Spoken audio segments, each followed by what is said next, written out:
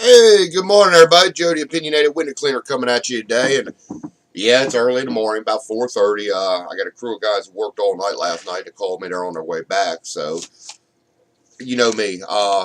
My guys leave out. I'm in the office. When they get back, I'm in the office. So, since they worked all night, I've been out here most of the night waiting on them.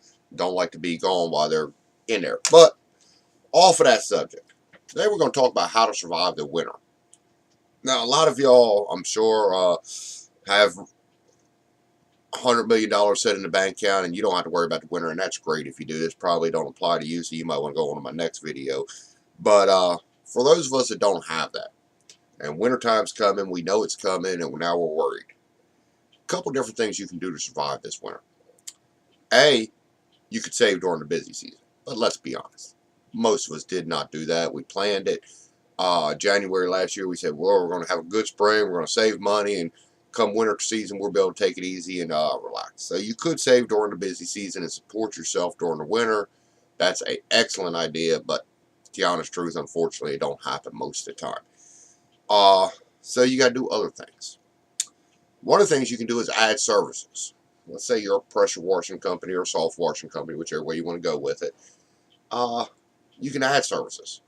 Some of them services you can add are gutter cleaning, chimney sweeping, dryer vent cleaning. That stuff will help keep a little bit of money coming in, which helps keep the company afloat, pays the bills, and keeps your employees working.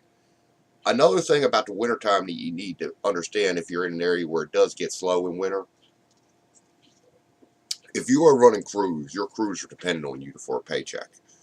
So a lot of times during wintertime, I'm not as worried about making a killing as I am worried about paying the overhead and the crew's salaries. That's what I'm trying to do. So I might not make that much in the wintertime, but if I can keep enough work going to keep my guys putting food on their table and keep the lights on in the building, hey, I'm good to go. Here's another crazy idea. Take your crew and head south. Let's say you're in an area where it's just cold as shit and you're not going to do no work. You know you're not going to get no work. Get up. You're a member of these organizations. You're online. Put a thing out there. Hey, I got a trained crew ready to go. Maybe somebody down in Florida has a big job you could help with. Down in Texas, some of these areas that stay warmer during the wintertime, you can go and subcontract with them and work. Yeah, it takes a little bit of traveling. We all don't want to be away from home, but sometimes you got to do what you got to do, and that's just one idea. You could sit around and hope for a miracle job. Now, I know companies that do this, they just sit around all winter. Oh, I just need that one job. Just need that one job. Maybe you get lucky and it will just miraculously appear.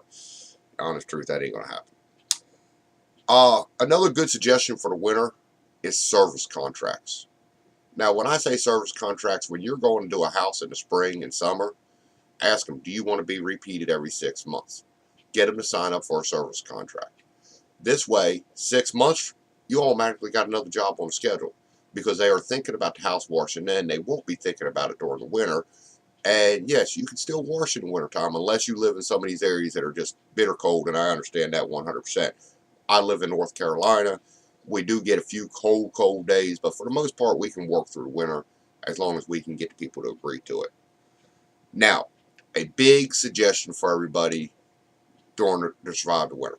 Stay out of Facebook drama. This happens every year on Facebook and on forums and in organizations. Everybody has nothing to do. They're sitting around, work is slow. So what do? They get on Facebook and get involved in drama. Stay out of it, guys. Stay, just stay away from it. It's bad news. Concentrate on what you're going to do to make your business better for the next year and the next winter. And like I said, that's just a few quick tips on what you can do to survive the winter. That is not all the tips. That's just a couple of my ideas. I'm sure some of y'all got some better ideas that would work fine for you. But I hope this helps you. This is Joe, the Opinionated Window Cleaner. I'm out of here.